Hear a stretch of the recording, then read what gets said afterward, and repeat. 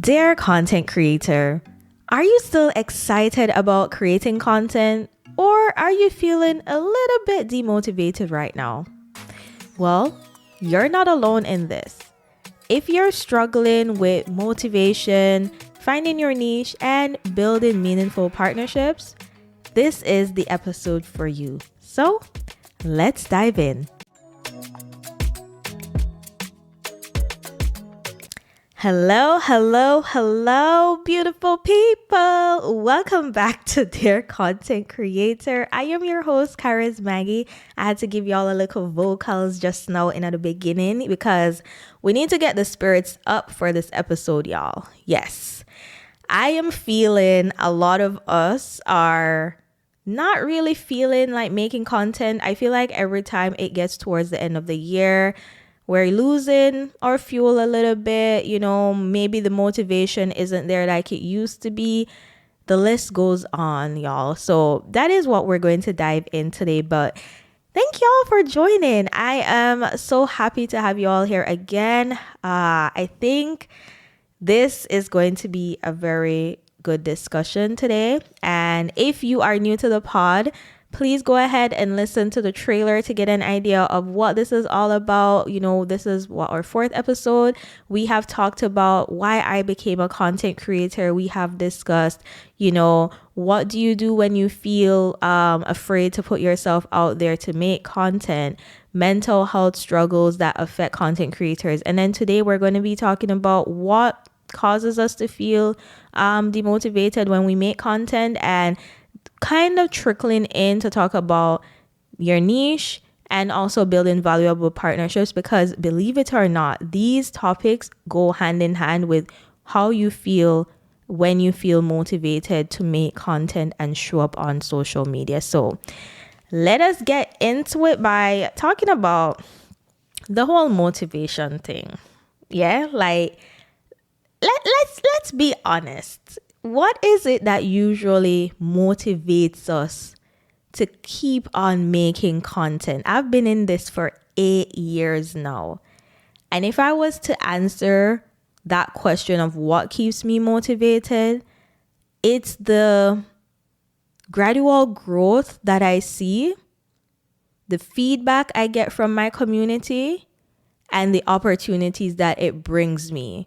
Those are the three things I will say that whenever I feel like, man, I don't want to do this anymore. We're done with making content. I can't bother. Like, what really always brings me back? Because sometimes, that trend that's going on social media where it says, you weren't depressed, you just needed a vacation. Sometimes I just needed to take a break. I just needed to sleep more. Like, I talked about this in episode 2 where I talked about the struggles that affect content creators and our mental health, and burnout was one of those topics. And a lot of the times when we start to feel this lack of motivation to make content, it could be that you are just burnt out and you just need a moment to woosah. And until you do that, there is nothing in the world that can really bring you back to make that content, y'all. But if we're being honest, for the most part, for some of us, what drives us to continue to make content sometimes is those vanity metrics, especially if you have content that went viral, like we're getting that dopamine hit from, oh my gosh, this video did this, so I have to do another video. And if I do this video and if I continue, this is what will happen, and this, that, and the third. Like, it really is a whole hamster wheel that we are on half the time. But you know what I have learned about this whole thing about being motivated? It's not really being motivated that keeps you consistent. We have to talk about discipline. Choosing to be disciplined, because lacking motivation is basically when you just don't feel the desire to do something anymore. But discipline is when you push through and you do that thing even when you don't want to. A lot of my gym girlies and my gym guys out there, I know you guys can relate to this. A lot of you go to the gym, not me. I'm not a gym. Give me a dance class or something, but I can't do the gym thing. I just feel weird when I go to the gym. Give me a little Zumba, yeah? A little Zumba class. That is me. I look a walking tour. That is how I stay active. But I know for my fellow gym buddies, people, they tell me that half the time them going to the gym has nothing to do with being motivated. It's just that discipline that they have pretty much built up for them to go even when they don't want to go. And that's the same thing with content creation. There are going to be moments where you don't want to make the content, but when you kind of map out maybe what's at stake. Now, granted, I'm saying this based on also what I discussed in the second episode. If it is a case that you have to take a pause because you need a break, you're being burnt out, definitely like the whole discipline thing doesn't apply here. It's when you just don't feel the vibes to do something that you're going to have to tap into that discipline part of doing it, because discipline is going to have to come over your desire to do it and motivation. So there was actually a quote that I saw. I can't remember who I heard it from, but they said, motivation keeps you going, discipline keeps you growing. And that's true. That is very, very, very true. And it sometimes is just about having realistic goals. I think from my experience, I would say the moments when I felt very discouraged is maybe when I started doing something new and it wasn't hitting. Like, you guys ever tried something and you're saying, yeah, man, this is going to be the one, this is going to hit, and then it just falls flat? Am I alone in this? No? I feel like the times when I have been feeling those moments where I'm not motivated to make content is when I feel like I'm putting in all this energy and it doesn't feel like anything is working. And sometimes it took for me to having to evaluate, take a step back, and see if what I was doing made sense to begin with. I recommend testing out things for a period and then knowing when to give up on it and switch to something else that maybe makes a bit more sense. And I am going to actually give a personal experience from this. So I have an episode that I will talk about, learning how to pivot and identifying it and how to go about doing it and things like that. And this kind of stems into the whole topic of staying motivated. Sometimes you just need something fresh. What you're doing at the time just isn't working anymore. And sometimes it doesn't mean you have to start over. Maybe it's the angle that you have to change. So I'll talk about my experience, and you guys can share too a moment where you had to switch up something that you were doing so it made more sense for you to be motivated to make content again. So I used to do school related content, right? Because I was in university at the time. And so I was doing a mix of immigration based content and like a series for like helping students who are transitioning from high school to university kind of get acquainted to the university life and setting them up for success, kind of a deal. Now, it made sense for me to do that content when I was in university, right? However, I noticed that as I was getting ready to graduate, one, I realized I was doing content that I didn't even really like. Like, I don't like school like that to do it. I was doing it because I thought this is an audience that I can cater to, but my heart wasn't 100% in it, if you know what I mean. I enjoyed making the content in terms of the process of putting the ideas together and seeing what resulted, but I remember dreading sometimes having to record just because of what the topic was about and it had to do with school. So when I pivoted my content to talking about more of cultural related content, that was more up my alley because this is something I could talk about for days with people. I realized the conversations I was having.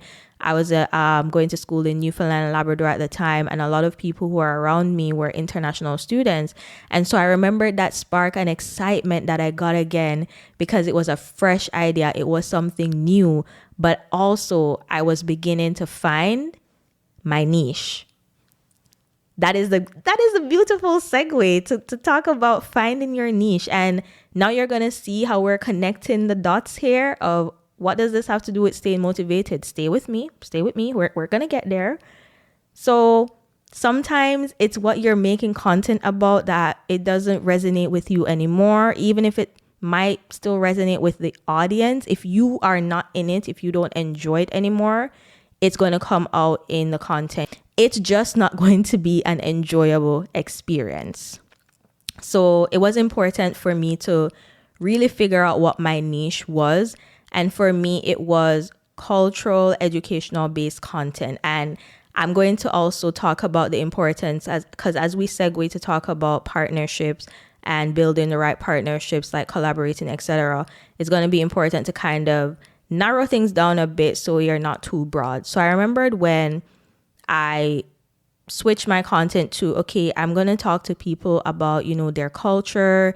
And, I found myself talking about so many various content topics that it didn't really make sense. Like at one point, I remember that I interviewed someone talking about the music in their country. And then for someone else, it was the food. And like, while I think at the time I understood that, yeah, I want to talk about culture. Culture is so broad as a topic, right? So I had to narrow it down. What about culture did I want to talk about? And eventually, I think I got an idea of those topics. So right now, the main things I focus on, especially on short form like YouTube, TikTok, TikTok and Instagram. YouTube, we're currently still we're figuring it out in how that will look, because I did take a little break from doing long form as of last year, you could say. But I found that food was a big interest for me, especially of the Black diaspora.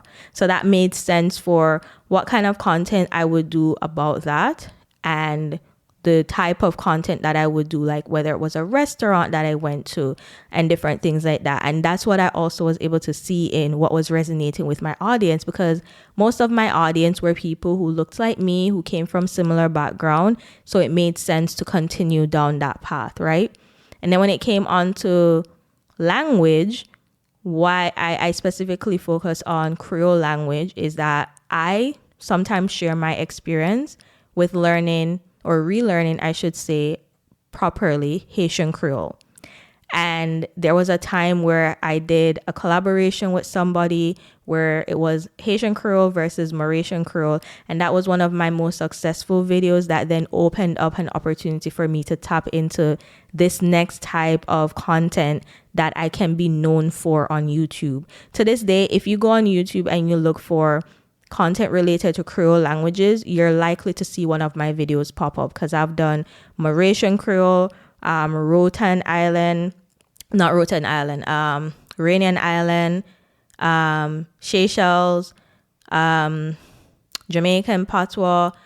I've done so many, Cape Verde Island, like I've done so many different types because I saw that as an opportunity for me to tap into a space that wasn't really tapped into, and it was honestly something I had an interest in. And you could see it in my content as well. Now, segueing to talk about, let's not segue just yet. I gave you my story. So now talking about you who's trying to figure out what you should focus on. There are a lot of us that we have so many things we want to do content about. And my advice to you is make sure that whatever you choose to do content about is something that is accessible for you to do content about, something you're passionate about, and something that you can frequently make content about. So if you're someone that only travels one time for the year, even if travel is something you like to do, like, is it something that makes sense for you to do content about? Probably not. If you're someone who just occasionally likes wearing makeup, does doing makeup content make sense for you to make content about? No, it has to be something that you actively have done, you actually have an interest in, and so it makes sense. So accessible, what did I say? It has to be accessible, something you're passionate about, and something you can be consistent about. I highly recommend this video that fellow Canadian content creator. Her name is Katie. She made on her channel. And I was like, yes, everything to this. And one of those things she talked about had to do with how you figure out what kind of content you are going to make on your platform, or what you're going to choose as your niche. And I know right now there's a big thing on internet where, especially TikTok, a lot of people are saying you are the niche. And while I get the sentiment where that comes from, basically my understanding of the you are the niche argument is that your personality should come through in your content to allow for you to your audience to gravitate to you. But at the same time, you can't be the niche and then you're doing a bunch of different things. It only works for some people. You know what I'm talking about. It only works for some people. And even for the people who are the niche, it is very specific what they do. So yes, they are the niche, but you can also see that there is a specific thing they do, whether it's hair and beauty, whether it's travel. There's always something that you can associate to them that they are known for. But then you usually come back and support them because you just like them and their personality. But you do recognize them for something specific. So that is important to know. Don't make your content too broad. Which brings us to the segue of building partnerships. Now, this is not going to be the episode where I talk about brand deals because that needs to be a whole episode on its own. But this is like an intro to that, in that your niche will also help you identify the right partnerships for you. And partnerships doesn't have to just be brand deals, because when you just start out, maybe brand deals isn't what you will get immediately, but you can partner with other people who are in a similar niche to you. There are a couple content creators I've seen do this. They're finance creators. They collaborate with other finance creators, or they talk about immigration, so they collaborate with other creators who also talk about immigration.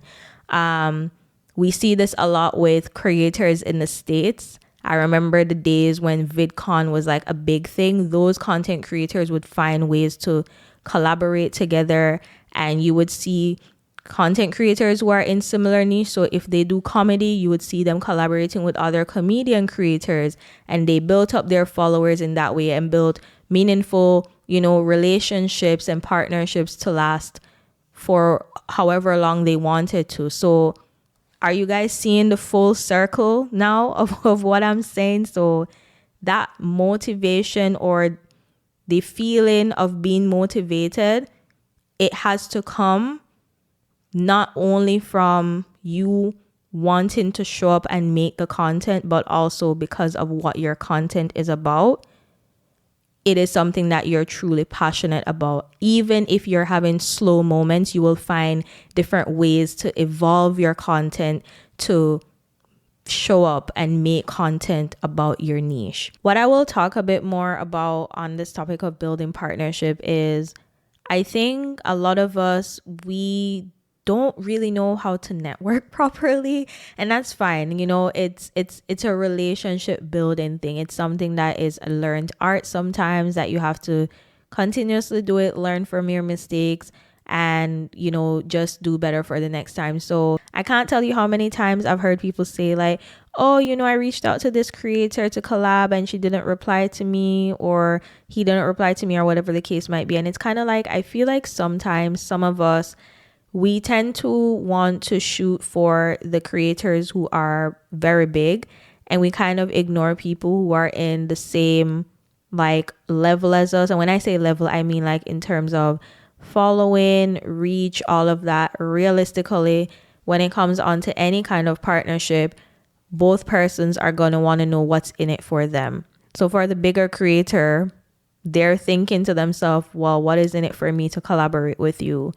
And as much as it sucks, a lot of people do look at how many followers you have before they think about collaborating. So look at who is within your number of followers, the same range, and look at those persons who you can collaborate with. And another thing is, at least engage with someone's content before you want and expect them to collaborate with you. There needs to be some sort of relationship building that you're doing. Engage with a couple of posts first. then we can go on to like maybe sending a DM, seeing if they're open to having a conversation. Maybe instead of going straight to, oh, like, can we collaborate on a video? Maybe ask for a coffee chat, like get to vibe out, see what each other's vibe is first, and then see what probably makes sense moving forward. Think of it as the same way we have like dating, you have to like court someone. Like it's the same thing in this space as well. We live in a time where a lot of people are very protective of their peace. No one wants to feel used and then thrown away. So people are going to want to know, like, if you want to collaborate with me, do you even support me? What degree do you support me at before I go off to like, give my time and energy to collaborate with you? So that's what I would say I have, observed, and through my own experience of, being on that end too, where people would reach out to me and I'm kind of like, I don't really see how this would align. You have to also assess if something makes sense to you. And this is not just for working with a brand, even with individuals. You need to look at, does what they do align with your core values, with your audience? Is it controversial to what you do? Would your audience be looking at you sideways for collaborating with this person, for example?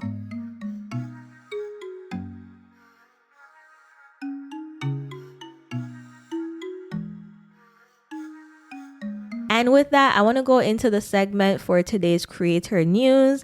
In today's creator news, I want to talk about how the hosts of Shits and Gigs found themselves in hot water recently. So in case you don't know about that situation, basically they went on a podcast called Flagrant Podcast. It's hosted by Andrew Scholes, and there are a couple other guys who do the podcast with him, but Andrew is the one that a lot of people know. He's known to be a comedian that, he does a lot of like jokes that can be on the race side, very racial type like jokes, and he did a couple of those that were geared towards Black women. And the hosts of Shits and Gigs, who were guests on the podcast, they didn't give any pushback. They were like laughing along with the jokes.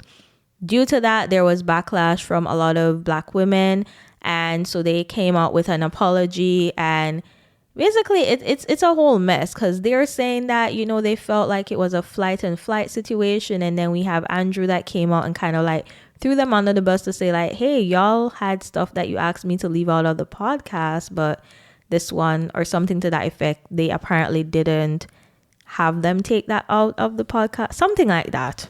I don't know if I need to say allegedly, but yeah, that is the situation. And it's one of those things, because it kind of shows how it's important to not only know your audience, but also recognize partnerships that doesn't make sense because of the audience that you have. Because the main like core audience of these podcasters are Black women. So they are British podcasters. They were coming to the US to do an American tour. They had a couple shows here. And so they were making a couple appearances. And that was one of the podcasts that they made an appearance on. And this unfortunate incident has now pretty much has a lot of the women in the community who used to, like maybe support them, are kind of side-eyeing them. It's not just because of what happened on the podcast. It's also because they are like digging up old videos where they said certain things related to Black women and dating Black women that now has people like, now your apology is looking fake. So yeah, y'all, I know in this, maybe this is an episode for another day to talk about bad partnerships, like examples of bad partnerships, because there are some content creators right now who have in the past collaborated with other people for the sake of, getting clout, building up their audience quickly, all of that stuff. And now they pretty much are demonetized and not really getting the rewards of all of that audience that they built up. It's kind of like lost. And so it just goes to show that yes, as you're finding your niche, as you're building your audience and all of that, make sure that you are finding partnerships that make sense and align with your core values, because a wrong partnership can easily make your audience lose trust in you. Okay.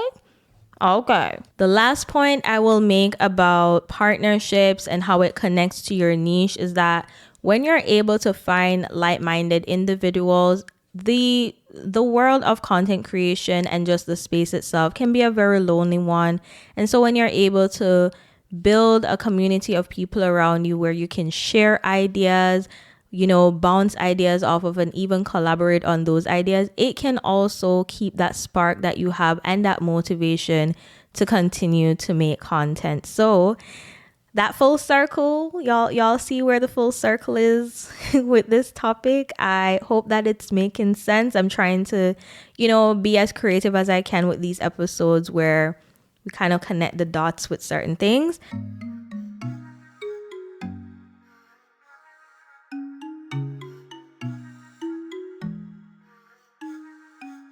Since we are talking about the topic of motivation, to kind of wrap up this episode, I want to talk about things that I'm loving right now. So this is our next segment. This is actually a podcast that I recommend that you all check out. It's called Creator Pep Talk. This podcast has been around for a couple of years. I'm kind of surprised I'm just finding out about it, but it started since 2014, I believe. They have over 400 episodes, and it talks about, running a creative business. A lot of topics that they talk about, I think, are very relatable to content creators. So definitely give it a listen. And as the name suggests, Pep Talk, it is where you go to get pep talk and motivation, because we all need that a little now and then. So y'all know that I love to wrap up my episodes with the Dear Future Me segment. So that is what we're going to go into. And as a reminder, please use this as an opportunity for you to make your own letter to your future self. If you journal, as I've mentioned before, just write down a note to yourself and look back at it as a reflection. So this is like the reflection piece at the end of every episode that I do. So Dear Future Me, I hope you're finding joy in the journey, not just in the results. It's so easy to get wrapped up in numbers and the pressure to create constantly, but don't forget why you started. You've carved out a niche that truly reflects who you are and built amazing partnerships along the way. Keep nurturing those connections, continue evolving, and most importantly, trust the process. You got this. Well, y'all, thank you so much again for tuning in for another episode.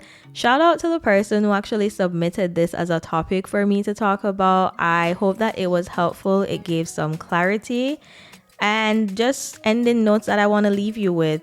Staying motivated isn't easy, but by focusing on discipline, exploring your niche, and building strategic partnerships, you'll create a roadmap for long-term success. And that, at the end of the day, is my message and point for this specific episode. So y'all, thank you again for listening. Don't forget to follow us or subscribe if you're watching on YouTube, and leave your comment. If you're listening on Spotify, y'all, you can now leave comments on Spotify. So leave a comment or leave it on YouTube. And I would love if you could also rate us to help us be more discovered in the podcast world out there. Until next time, y'all. See you next time. Bye.